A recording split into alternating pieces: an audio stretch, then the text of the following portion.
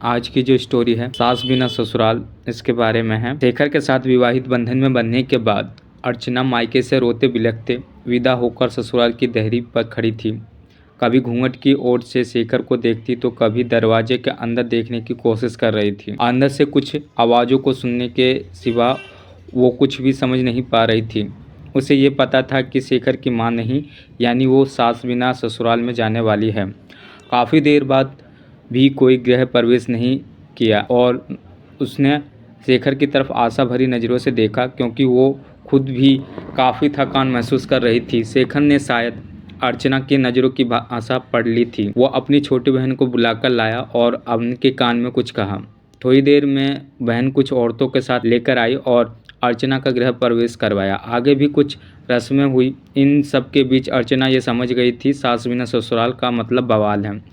धीरे धीरे सारे रिश्तेदार चले गए। अपने अपनापन दिखाता तो कोई बेगानापन। सब अपने अपने तरीके से अपना और दूसरे का परिचय दे रहे थे। अर्चना कभी इनके तो कभी उनकी बातें सुनकर परेशान सी हो रही थी। लेकिन धीरे धीरे ससुराल, पति और छोटी नंदों के साथ अर्चना अपनी गृहस्थी की गाड़ी को रास्ते पर लाने का प्रयास करने लगी। पति का प्यार, ससुराल का दुलार और छोटी ननद का स्नेह अर्चना को कब अल्हड़ लड़की से जिम्मेदार गृहिणी बना दिया, वो खुद भी नहीं समझ पा रही थी।